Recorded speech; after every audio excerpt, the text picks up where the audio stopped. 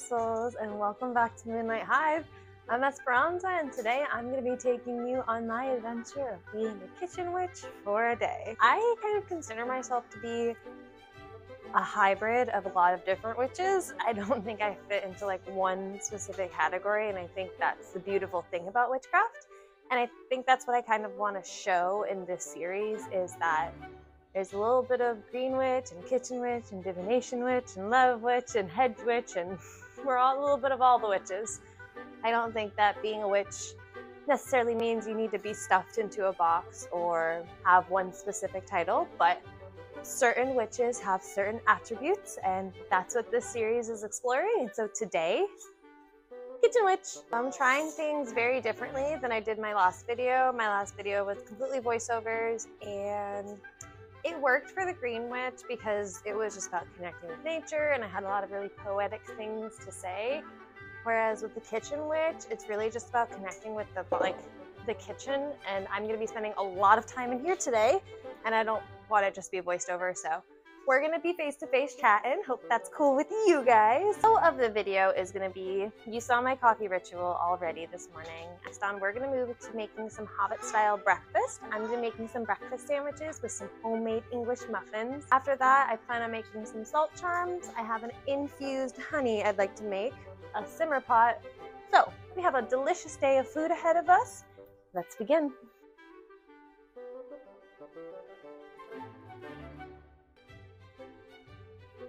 So we are making English muffins. I've only made these one time before, and they were so good. They do require a little bit of work. Yes, baby. Okay, so in this cup, I have half a cup of water and 3/4 cup of milk. Oh yeah. And then we're gonna go in with 2 tablespoons of sugar. I think last time I used brown sugar, and I think it just didn't caramelize properly, so I'm gonna go with white sugar this time. So I don't have a full tablespoon, this is a half tablespoon, so I'm gonna do 4 of these, and 4. Now we're gonna mix this up, get that sugar dissolved, and I like to stir in. My thing is stirring with intention, if you haven't figured that out yet. So I want this to be soft and full of love. I'm going to draw a couple hearts in there. Okay, so I did put it back in a separate container just to heat it up. I'm going to heat it to 110. All right, 111, I'll take it. Then you want to add a pack of yeast.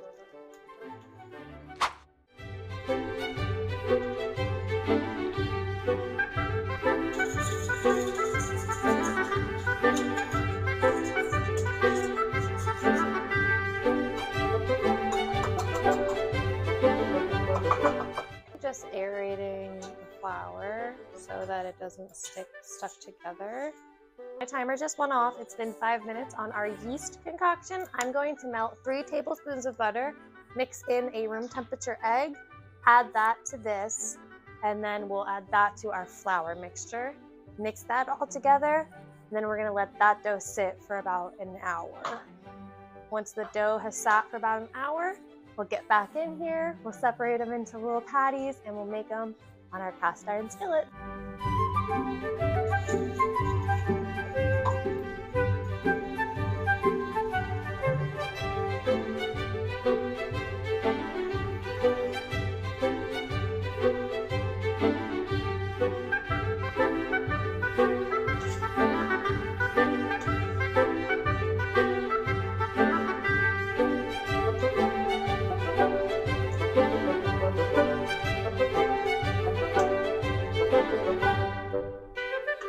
So while that sets, it's going to take about an hour. I kind of just wanted to talk a little bit about what I feel being a kitchen witch really is, and what that embodies and what that entails. And it's not just somebody that spends time in the kitchen.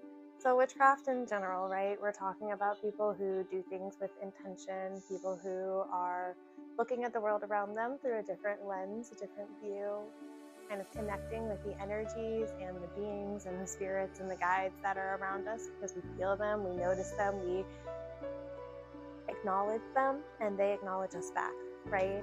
So being a witch in general just means you pay attention and you're connected to the world around you in the most like basic terms. That's kind of just how I look at it. Just a spiritual awakened person who likes crystals and rocks and herbs and the moon and nature, and you know, there's different categories you can put us in. Today we're talking about kitchen witch. So kitchen witch to me, I feel, is somebody who just enjoys enjoys being in here, finds they do their most magic when they're stirring in their little cauldron, in their little saute pot, you know what I mean? The herbs speak to them because they know how much of this seasoning to put in here and how much of the salt to put in this and what herbs to put here, and they just make it come out tasting incredible and beautiful, and it's almost like effortless. Maybe you don't look at cooking as a chore and cleaning your kitchen is actually one of your favorite parts of the day. Maybe you just really love being in here and you love creating food and giving it to people, and there's just an art and a magic to you when you're cooking and when you're interacting with the elements of food, and when you're gardening and you're thinking about, ooh, what I can make with this plant and what I can do with this root vegetable and what I can do with these leaves, and it goes into every aspect of your life. When you're out at a restaurant and you're enjoying the food, it's like a little hug to your soul that somebody made you something to eat. I think we have a connection with food. I think food is so magical and so important in our lives. It literally fuels us. What you put in your body is what is going to come out. So if you're eating garbage and you're not putting any love or energy or intention behind your food and you're just eating to eat, I don't know, I think that shows in your personality and in your body and in your life and the way you feel. Because when you connect with the food and you understand what the ingredients are and what you're putting in your body and how this works with this, what things make you feel better, what things help with swelling, what things help with your heart health, what things help with tiredness and fogginess and fatigue or brain fog or acne or, you know, back pain even. The more sugar you eat, it can be linked to more pain in your back and inflammation in your body. And when you think about what you're eating and you focus on it, I think that's a magic in itself. And I think that's just what being a kitchen witch is just connecting with the food and connecting with our bodies and connecting with the world and the element around us and serving it on a little platter. I'm just thankful for my kitchen, and I love the fact that I love to cook and I love to clean up my kitchen and take care of it, and it's literally the heart of my home. I have a huge passion for it, and I am just thankful to be making this video and sharing a little bit of that passion with the world. And so without further ado, I'm gonna go spend some time with my nugget, and I'll see you in about 50 minutes. Bye.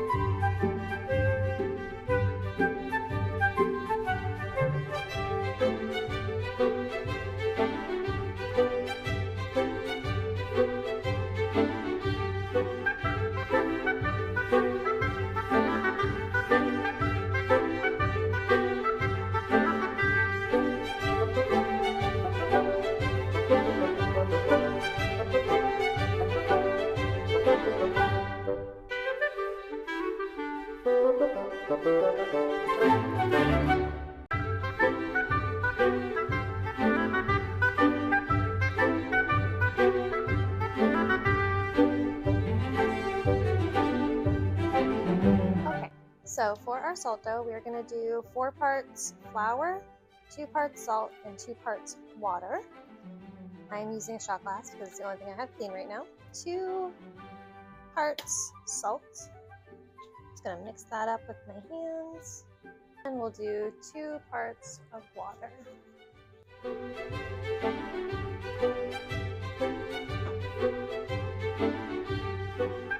I am just kneading this dough and treating it like any other dough that I would, and waiting for the consistency that I want, and then I'll just let it rest for a few minutes. Alright, so that's a good consistency. I'm happy with that. I'm going to clean up my mess and let this rest for a moment, and then we'll start making some charms. Okay, now that we have our dough, we are going to make some charms. I am going to make some stuff just to kind of around my spaces to put on my altar, just little paperweights. I think I'm going to do like a little moon, maybe a little flower, and I don't know. Just going to let my creativity go for a little bit.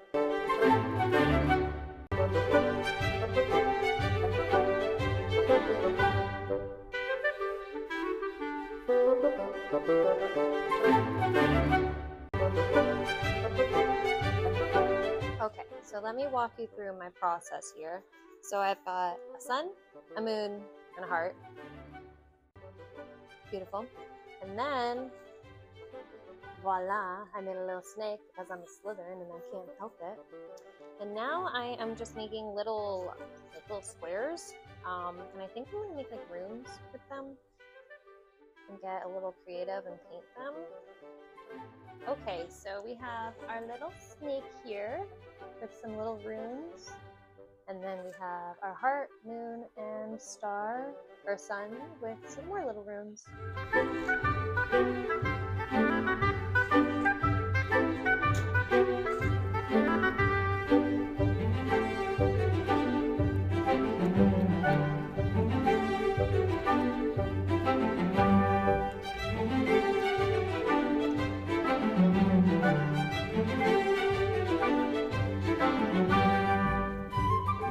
So while our salt dough charms are baking and our simmer pot is simmering, we're going to make some infused honey. I'm actually going to go the cold method for this. There is a way you could do this with heat. You would just put all of this and boil it for a little while and then strain it. But I'm not really in a rush, so I'm going to do the cold method. So what we're working with today is going to be raw honey, rosemary leaves, again, since I'm out of cinnamon sticks, we're going to go with ground cinnamon and some cloves, as well as I have some chamomile tea here that I'm going to cut open and put in here. We're going to let this sit for like 2 weeks, and then I'm going to strain it and enjoy my raw honey.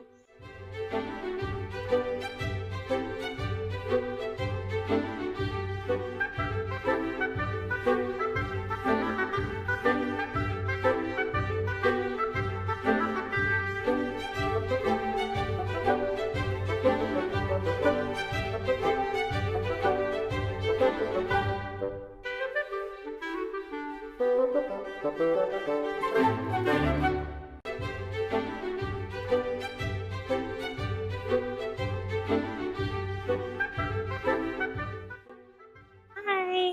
So it is actually a few days later and all of my paint has dried, all my base coats, and I'm going to be painting some of the details. So my plan is to go in and give the sun some love, the moon some details, and then obviously I'm going to paint the snake and give that the texture and details that it deserves. I'm thinking about going with a red snake with these like yellow specks. I'll put a picture of it here. And then for the runes, I'm going to be painting them as RuneScape runes in honor of my husband and I's relationship. I think they'll be really meaningful to me, so that's the plan.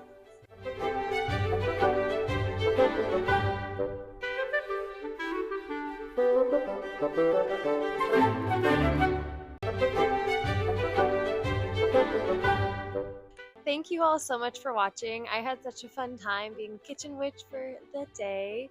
I am really enjoying this series so far, and I'm super excited for next month. I don't want to give anything away, but it's going to be super summy. I guess that's pretty good hint right there. Anyway, I hope that you have a magical day, and if you enjoyed the video, go ahead and give me a thumbs up and a subscribe, and I'll see you in the next video. Bye!